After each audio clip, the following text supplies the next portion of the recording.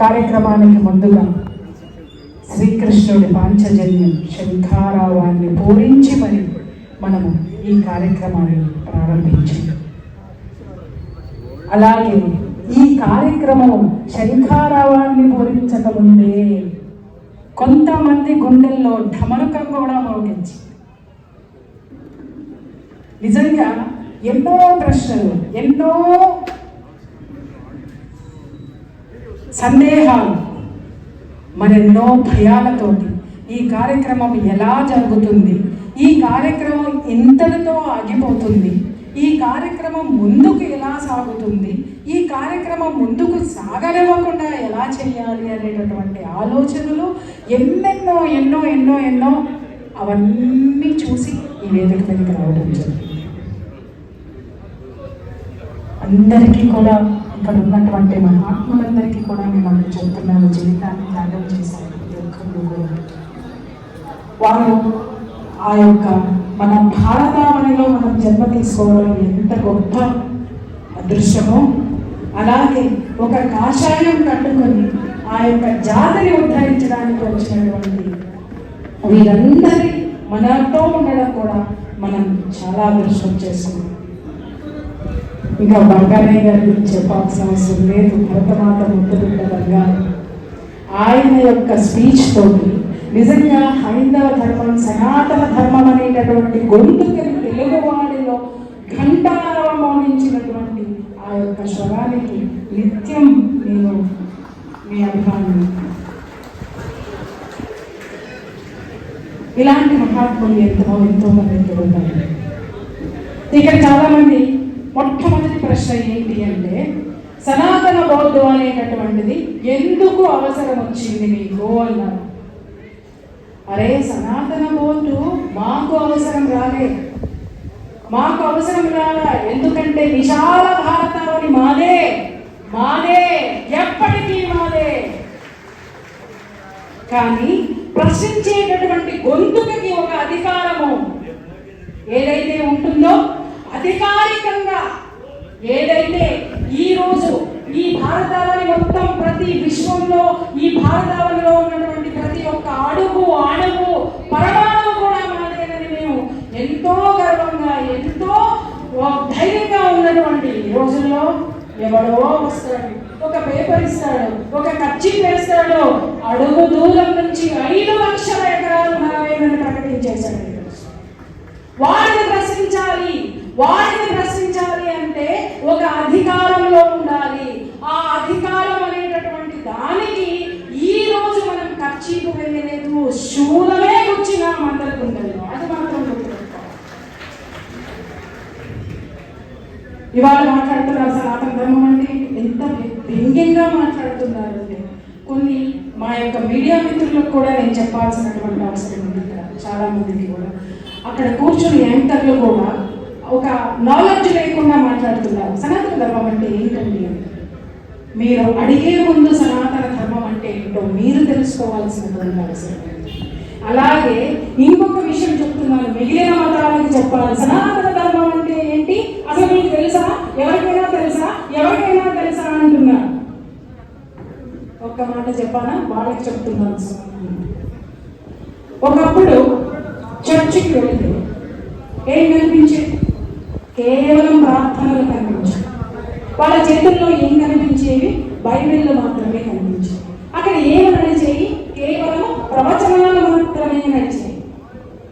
అర్థమైందా?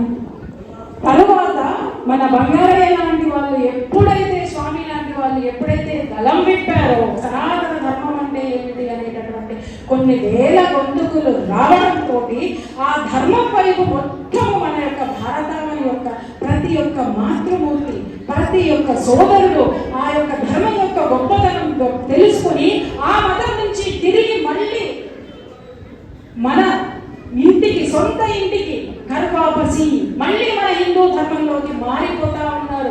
ఒక్కసారి వాళ్ళల్లో అలజడి మొదలైంది.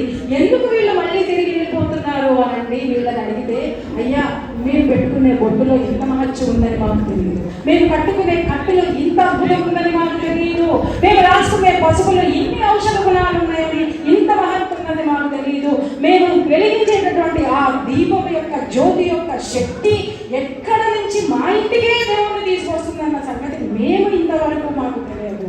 అలాగే మేము చేసేటటువంటి హోమం ద్వారా ఎంతో మంది దేవతలు డైరెక్ట్ గా వచ్చి మా ఇంటి ముందు మా ముందు కూర్చుని మమ్మల్ని ఆశీర్వదిస్తారో తెలియదు.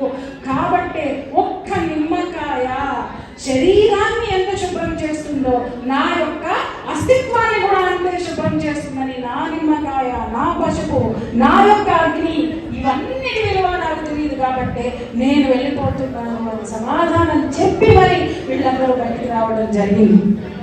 అంతవరకు బాగానే ఉంది. వీళ్ళల్లో ఆలోచన మొదలైంది. అది ఏం చేయాలి, వీళ్ళు వెళ్ళిపోతున్నారు, ఏం చేయాలి, ఎక్కడ ఉండాలి, ఏమి మళ్ళీ మనం ఏం చెయ్యాలి అనగానే కట్ చేస్తే ఒక ఎలా ఉంటుంది. ఏం జరిగింది అంటే మేరీ మాతకి బొట్టు వచ్చేసింది. ఏమొచ్చింది? మేరీ మాత నుదుటి మీద బొట్టు వచ్చింది. మా చిన్నస్వామి గారు బాగా చెప్తారు. మేరీ మాతకి బొట్టు వచ్చేసింది. తర్వాత ఏమొచ్చింది? మేరీ మాతకి నిమ్మకాయ దండ వచ్చేసింది మెడలో, రుద్రాక్ష మాలలు.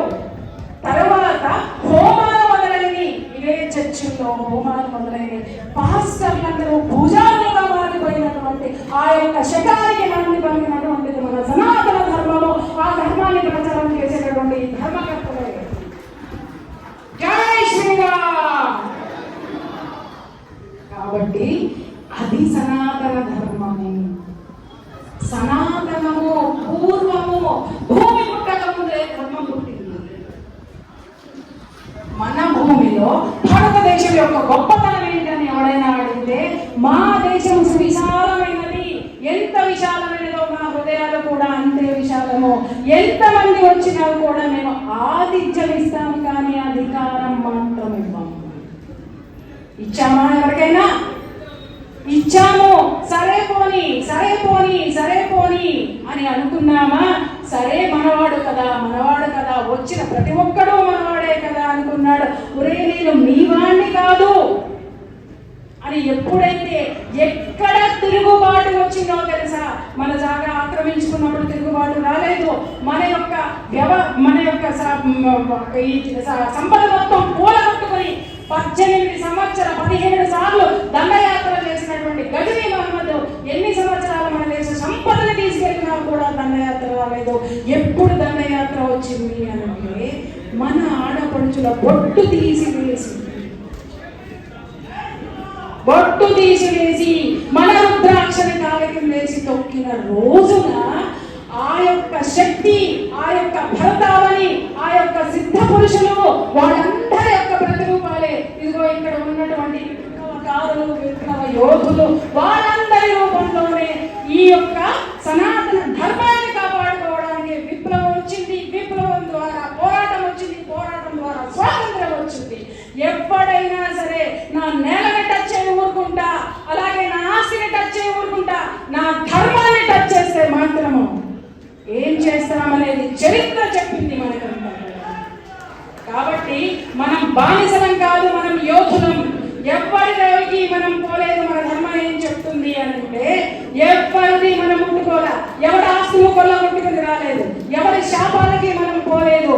కానీ మన జోలికి వస్తే మాత్రము ఊచకోత కోసినటువంటి చరిత్ర మనదే మనదే మనదే, ఎప్పటికీ మనదే.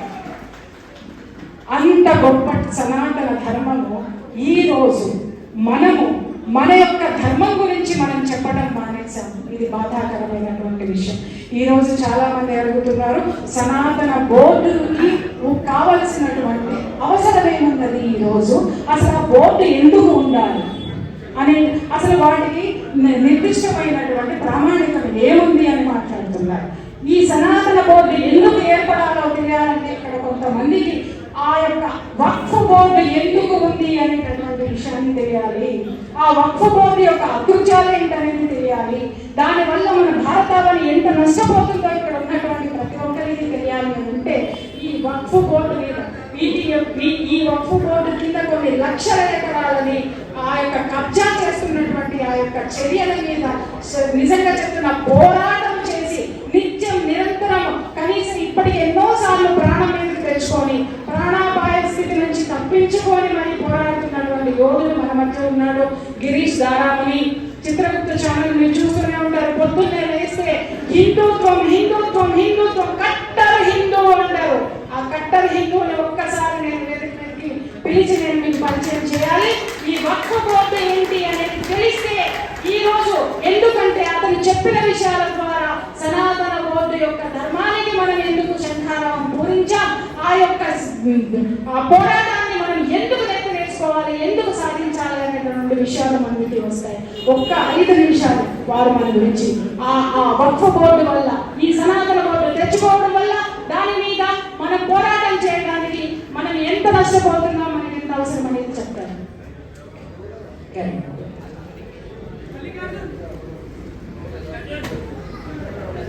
మన సోదరులు అందరికీ చాలా మందికి ఇక్కడ కొంతమందికి తెలిసినటువంటి గిరీష్ దారామణి దీర్ఘకాలంగా RSSలో పుట్టి పెరిగారు. నాయకుడు, యువకుడు, ధైర్యశాలి, ధీశాలి. హిందూ ధర్మం అంటే ఇలా కోసేసుకొని నిలబడేటటువంటి జీవులు చెప్పగలను, ధైర్యంగా చెప్పగలను. వారి ద్వారా మనం విని జై శ్రీరామ్.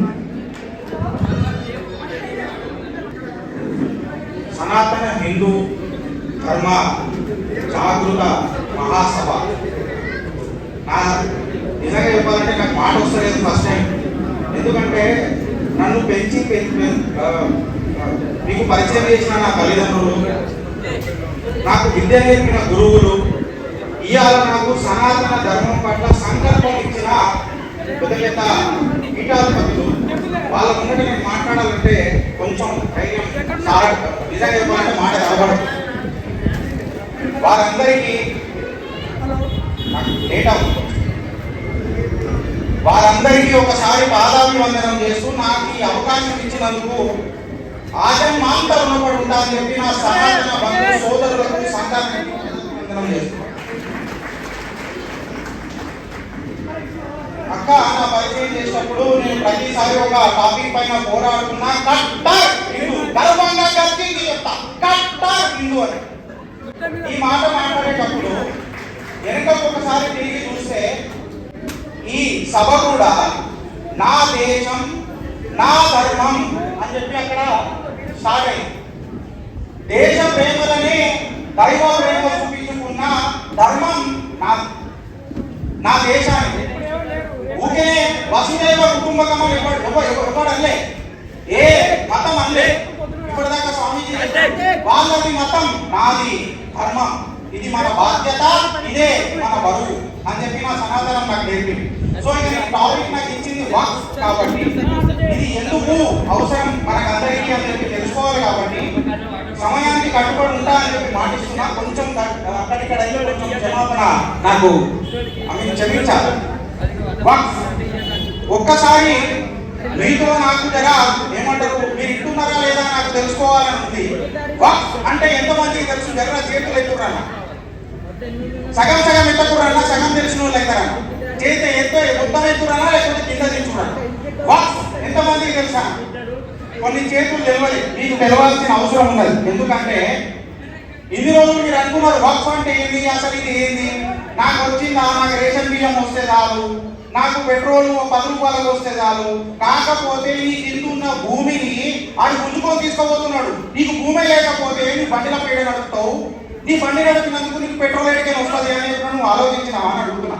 ఎందుకు అడుగుతున్నా ఈ ముచ్చట అంటే, ఒకడు ఉన్నాడు మా పాత బస్తీలో, ఒకడు మా పాత బస్తీలో ఉన్నాడు, బద్దలు కూడా చక్కగా లేవు, పెద్ద పెద్ద మాటలు మాట్లాడడానికి వస్తాడు. వాడంటాడు తిరుమల తిరుపతి దేవస్థానం బోర్డు వక్ఫ్ ఒకటే అంటాడు. అన్నా ఇది ఒకటేనా? నేను మిమ్మల్ని అడుగుతున్నా, ఒకటేనా? తిరుమల తిరుపతి దేవస్థానము నాది వక్ఫ్ ఒకటేనా? నాకు ఆడికేని మంటలేసి చరిత్ర తీసి చూస్తే చరిత్ర కొంచెం మీకు పరిచయం చేసినాక నేను వక్ఫ్లోకి వస్తాను. ఇవాళ ప్రతి ఒక్కడు బోర్డు పట్టుకుని నిలబడతాడు. ఆల్ ఐస్ ఆన్ రఫా. బాలీవుడ్ స్టార్లు కూడా ఏమన్నా అక్కడిక్కడ కాకుండా అందరూ నిలబడతారు. మళ్ళా ముత్యాలమ్మ దేవాలయం దగ్గర సికింద్రాబాద్ దగ్గర జరిగిన ఘటన మనం మర్చినమానా? అది గుర్తొచ్చినప్పుడల్లా మీ రక్తం మరుగుతుందా లేదా అన్న? మళ్ళా ఇన్ని దుర్ఘటనలు జరిగితే ఒక్కడనే మనం మాట్లాడిందానా? ఇది ఈడి కాగలే. మొఘలు చేసిన, మోహ్లా చేసిన పార్టీషన్ భారతదేశాన్ని విడగొట్టినప్పుడు 1971 బంగ్లాదేశ్ హిందూ రైట్స్ అయినప్పుడు, కాశ్మీరీ హిందూ జనసైన అయినప్పుడు, రామ మందిర కరసేవకులను ఆత్మాహుతి చేసినప్పుడు, గోత్రా ఇన్సిడెంట్ గుర్తొచ్చినప్పుడు మీకు సరసన మరగదా అన్న రక్తం? ఇలా నేను అడుగుతున్నా. 1500 సంవత్సరాల నుంచి ఇక్కడ కూర్చున్న సనాతన సంతానము మత మార్పిడి జరగకుండా, ధర్మాన్ని విడిచిపెట్టకుండా ఒకటే మతంలో ఉన్నాడంటే ఈ డిఎన్ఏ ఎంత గొప్పదన్నా, ఈ పోరాట శక్తి ఎంత గొప్పదన్నా ఒక్కసారి మీ భుజానికి నువ్వే కొట్టుకోన్నా.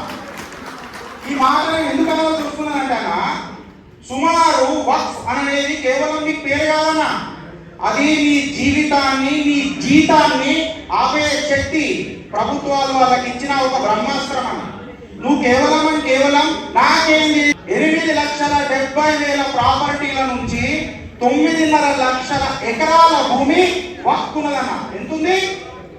9.5 లక్షల ఎకరాలు దేశం మొత్తంలో. థర్డ్ లార్జెస్ట్ అన్న, 3వ అత్యంత భూ బ్యాంకు ఉన్న ఏదైనా సంస్థ భారతదేశంలో ఉన్నది అని అంటే అది వక్ఫ్ బోర్డు. ఇప్పుడు ఈ వక్ఫ్ బోర్డు ఏం చేస్తారు తెలుసా అన్న? ఎగ్జాంపుల్ తీసుకొని చెప్తున్నా. వక్ఫ్ బోర్డు తీసుకున్నప్పుడు ఏం చేస్తారనంటే, ఇగో ఈ భూమిలో ఇప్పుడు మనము ఒక సభ పెట్టుకున్నామా, అక్కడికి ఎవడో ఒకడు చూస్తాడు, చూసి ఏం చేస్తాడు? కర్కీఫ్ వేస్తాడు. కర్కీఫ్ ఏమని చేస్తాడు? ఇది వక్ఫ్ అని చెప్తాడు. ఫర్ ఎగ్జాంపుల్, ఆడ ఒక 100 గజాల భూమిని గిరీష్ గారు వచ్చి కబ్జా చేస్తే మీరు ఫస్ట్ పోయి కంప్లైంట్ ఇస్తారా లేదా? ఇస్తారా లేదా? అన్నగారు మీరు జాగ్రత్తగా వినాలి, ఎందుకంటే ఇది మీ జీవితం. మీకు చెప్పేది నేను రాజ్యాంగం చెప్తున్నా, నేను రాజకీయం చెప్తలేను, కేవలం రాజ్యాంగం చెప్తున్నా. ఆడ వచ్చి కర్చీఫ్ వేస్తాడన్న, కర్చీఫ్ వేసినప్పుడు పోయి నువ్వు కంప్లైంట్ ఇచ్చే అధికారం నీకు ఉంది కదా. ఈ జాగా కబ్జా నీకు వేయలేదు, నాది అని కబ్జా చేసినోడికి కూడా బాధ్యత ఉంటుంది కదా. ఈ వక్కులాంటి ఉండదన్నావు, ఇది జాగ్రత్తగా ఉండి. ఆడు కర్చీఫ్ వేసి పోతాడు, నువ్వు చెప్పులు అడిగేలాగా తిరుగుతూ ఉండాలా. ఇది ఆన్ జాగా కాదు, నా జాగా అని. ఇప్పుడు అర్థమైందా అన్న వక్ఫ్ అంటే ఏదో? ఇప్పుడు నీకు అర్థమైందా? ఆ తర్వాత నువ్వు కోర్టు పోతావన్నా, దాన్ని వక్ఫ్ ట్రిబ్యునల్ అంటారు. ఆ వక్ఫ్ ట్రిబ్యునల్ మీ తాత, మా తాత, మా నాన్నలు ఎవరు కూర్చోరన్నా, రాజ్యాంగంలోకి పెట్టినోడు కూడా ఎవరు కూర్చోడన్నా, ఆ ముల్లా మౌలవీలే కూర్చుంటారన్నా. అప్పుడు నీ న్యాయం వస్తుందా అన్న? వస్తుందా? దాని తర్వాత మన చైతన్యం కొంచెం అబ్బా ఇట్లయిందా అని చెప్పి జట్కా తింటాడు. జట్కా తినే వరకు సనాతన మన హిందువులు ఎవరు కాదు. అప్పుడు ఏమైతుంది అంటే నువ్వు హైకోర్టు పోతావు. హైకోర్టు పోయినప్పుడు ఇది భూ వివాదమే కదా. భూ వివాదం అయినప్పుడు ఇప్పుడు హైదరాబాద్ లాంటి జాగల భాగ్యనగరంలో నువ్వు 100 గజాల భూమిని కొట్లాడాలన్నా కోర్టు ఫీజు కట్టాలన్నా అవుతా? కోర్టు ఫీజు కట్టాలన్నా అవుతా అన్న? చెప్పాలా? మీ జీవితం కోర్టు ఫీజు కట్టాలన్నా అవుతా? మన కోర్టు ఫీజు కట్టాలని అంటే ఆ ఫీజు కట్టకుండా ఎంతో మంది కేసులు ఓడిపోయి వక్ఫ్ కి అప్పచెప్పిన కథలు ఎన్నెన్నో. సుమారు 3,56,031 వక్ఫ్ ఎస్టేట్లు, 8,72,000 వక్ఫ్ ప్రాపర్టీలు, 9.5 లక్షల వక్ఫ్ ఎకరాల భూమి. ఇగో ఇట్లా సంపాదించి పెట్టు. ఇంకా కథ ఏమైతే తెలుసా? ఒక పురాతన స్థలం ఉంటుంది. ఆ పురాతన స్థలాన్ని ఆర్కియలాజికల్ సర్వే ఆఫ్ ఇండియా నేతృత్వంలో దాన్ని నడిపిస్తుంటారు. ఏఎస్ఐ అందరికి తెలుసు కదా, ఆర్కియలాజికల్ సర్వే ఆఫ్ ఇండియా. మళ్ళీ ఏఎస్ఐ ఉన్న మాన్యుమెంట్ దాన్ని వక్ఫ్ మీద కత్తి వేయొచ్చా అన్న? వేయొచ్చా? మీకు అర్థమయ్యేటట్టు చెప్తున్నా. ఒక కాండవ కప్పుకొని ఇంకో కాండవ కప్పుకోవచ్చా అన్న? ఒకటే స్టేజ్ కానీ ఒక కండవ కప్పుకున్నా రాజకీయ పార్టీని, అప్పుడే ఇంకొక కండవ కప్పుకోవచ్చా? లేదా? ఇది ఎట్లయితే ఏఎస్ఐ ఉన్న దాన్ని కూడా వీళ్ళు గెలుపుతారు. వీళ్ళు గెలికి తర్వాత ఏమంటారంటే వక్ఫ్ ఎంటర్ కావద్దు. ఎందుకు ఎంటర్ కావద్దు అంటే ప్రభుత్వాలు ఇచ్చిన సవరణలు, సెక్షన్లు మస్తుంటాయి, సమయం తక్కువ ఉన్నది కాబట్టి నేను చెప్తలేను. వీళ్ళు ఏమంటారు, మిమ్మల్ని ఎట్లా మనల్ని పిచ్చోళ్ళని చేస్తారంటే, ఇక్కడ ఎవరైనా లాయర్లు ఉంటే దాన్ని సమర్థిస్తారనుకుంటా. వక్ఫ్ అనేది ఆర్టికల్ 25 and 26 ని వైలేట్ చేస్తుంది అని అంటాడు. కోడయ్య జాగిరం చేస్తుంది కాబట్టి నేను అడుగుతున్నా మిమ్మల్ని అంతా. వేలాది టెంపుల్స్ కి ఇప్పుడు ఎంతో మంది అఘోరాలు, ఎంతో మంది సాధువులు, ఎంతో మంది పీఠాధిపతులు దీని మీద కొట్లాడుతున్నారు. తెలంగాణ బాగా తెలుస్తున్నాయి. వీళ్ళకు ఇప్పుడు అర్థమవుతుంది ఏంటంటే ఈ హిందూ అనేటోడు జాగ్రత్త అయింది. ఈ హిందూ అనేటోడు జాగ్రత్త అయిండు అని అంటే హిందువులకు ఒక మంచి లక్షణం ఉన్నదన్న. మనం లాజికల్ క్వశ్చన్లు అడుగుతామా ద్వారా తన గాఢమైన నిద్ర నుంచి లేస్తాడు. కాకపోతే అది ఒక్క చిన్న రిక్వెస్ట్, నాదొక్క చిన్న రిక్వెస్ట్, బ్రహ్మాస్త్రం బ్రహ్మోటమ ఇవాళ హిందూ అనేటువంటి బయటికి వెళ్ళాలన్నా బయటికి వెళ్ళి ఆ బ్రహ్మాస్త్రాన్ని ఆవాహనం చేయాలన్న. ఈ అవకాశం ఇచ్చిన పెద్దలకు, పూజ్యులకు, పీఠాధిపతులకు, నా సోదరులకు ధన్యవాదాలు తెలియజేస్తున్నా. కాలహర, కష్టహర, దారిద్రహర, దుఃఖహర, హర హర మహాదేవ్, శివ శంభో శంకర. హరే